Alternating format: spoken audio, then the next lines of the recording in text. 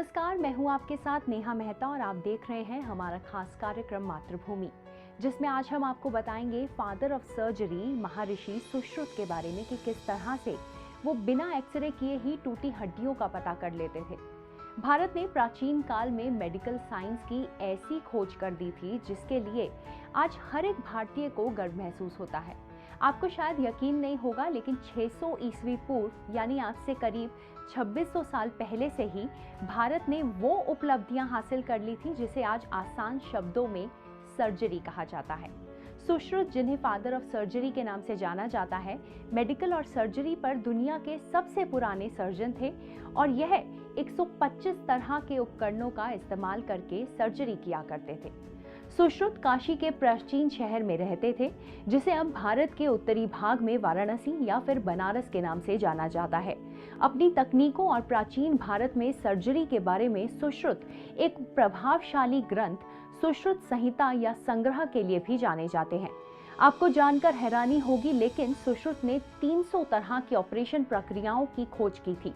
यह इतने अच्छे सर्जन थे कि कॉस्मेटिक सर्जरी, सिजेरियन डिलीवरी से लेकर आंखों तक के जटिल ऑपरेशन कर लेते थे।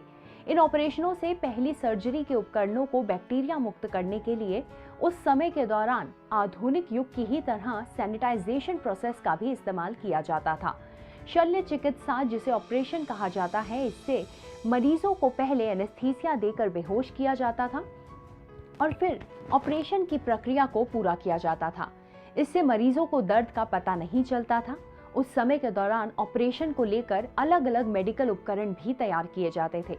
प्राचीन काल के चिकित्सा ग्रंथ में 74 ऐसे सर्जिकल उपकरणों का वर्णन किया गया है, जिसमें छुरी, सरसी, चिमटी शामिल हैं। आज के युग की बात करें तो शरीर के अलग अलग अंगों के ऑपरेशन के लिए कई अलग अलग तरह के डॉक्टर हैं, लेकिन 2600 साल पहले मेडिकल साइंस के आदि पुरुष सुश्रुत प्लास्टिक सर्जरी तक करते थे, जिस वजह से उन्हें फादर ऑफ प्लास्टिक सर्जरी भी कहा जाता था। सुश्रुत आंखों से लेकर शरीर की भी प्लास्टिक सर्जरी करते थे। सुश्रुत बिना एक्सरे यह पता लगा लेते थे कि शरीर के कौन से हिस्से की हड्डियां टूटी हैं और अपना अंदाजा लगाकर ऑपरेशन के जरिए उसे शानदार ढंग से जोड़ भी देते थे। बता दें कि सर्जरी के प्राचीन महारथी सुश्रुत ने सुश्रुत संहिता नाम का अमर ग्रंथ भी लिखा है, जिसमें सर्जरी को लेकर कई तरकीबों और खोजों की जानकारी दी गई है। आज के इस एपिसोड में इतना ही। अगले एपिसोड में हमारे देश की ऐसी ही एक और गौरवमयी कहानी के साथ हम आपके सामने फिर से हाजिर होंगे। तब तक के लिए धन्यवाद। अगर आप भी लेना चाहते हैं देश दुनिया की तमाम जानकारी, तो आज ही सब्सक्राइब करें हमारे चैनल को।